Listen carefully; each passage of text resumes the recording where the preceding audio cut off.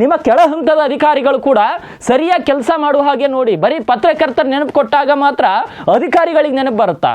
ಅಂದರೆ ಪೇಮೆಂಟ್ ನಾವು ಕೊಡ್ತಾ ಇದ್ದೀವ, ಸರ್ಕಾರ ಕೊಡ್ತಾ ಇದೆಯಾ? ಸರ್ಕಾರ ತಾನೇ. ಸರ್ಕಾರಿ ಅಂದರೆ ಜನರು ಕೆಲಸ ಮಾಡ್ಲಿಕ್ಕೆ ತಾನೇ ಪೇಮೆಂಟ್ ಕೊಡ್ತಾ ಇರೋದು. ನಾವು ಪತ್ರಕರ್ತರು ಹೇಳಿದ ಮೇಲೆ ಎಚ್ಚೆತ್ಕೊಳ್ತೀರಾ? ಅಲ್ಲಿ ತನಕ ನೀವು ಏನ್ರಿ ಮಾಡ್ತೀರಾ? ಎ ಸಿ ರೂಮಲ್ಲಿ ಏನು ಮಾಡ್ತೀರಾ? ಎ ಸಿ ರೂಮಲ್ಲಿ ಎಲ್ಲದಕ್ಕೆ ಪತ್ರಕರ್ತರು ಸುದ್ದಿ ಮಾಡಬೇಕು, ಆ ಸುದ್ದಿ ನೋಡಿ ನೀವು ಹೋಗ್ತೀರಾ? ಇಲ್ಲ ಪತ್ರಕರ್ತರು ಫೋನ್ ಮಾಡಿ ಹೇಳಿದಾಗ ನೀವು ಹೋಗ್ತೀರಾ?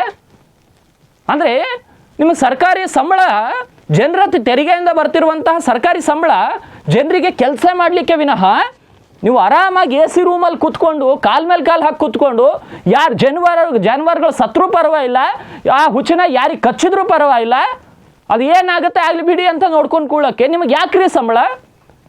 ಕೆಲಸ ಮಾಡಲಿಕ್ಕೆ ಇಂಟ್ರೆಸ್ಟ್ ಇಲ್ಲ ಅಂದರೆ ಬೇರೆ ಕಡೆ ಟ್ರಾನ್ಸ್ಫರ್ ಹಾಕಿಸ್ಕೊಂಡು ಹೋಗಿ. ಸುಮ್ಮನೆ ಬೀದರ್ ಜಿಲ್ಲೆಯಲ್ಲಿ ಉಳ್ಕೊಂಡು ಜಿಲ್ಲೆಯ ಮರ್ಯಾದೆಯನ್ನು ಯಾಕೆ ಕಳೀತಾ ಇದ್ದೀರಾ?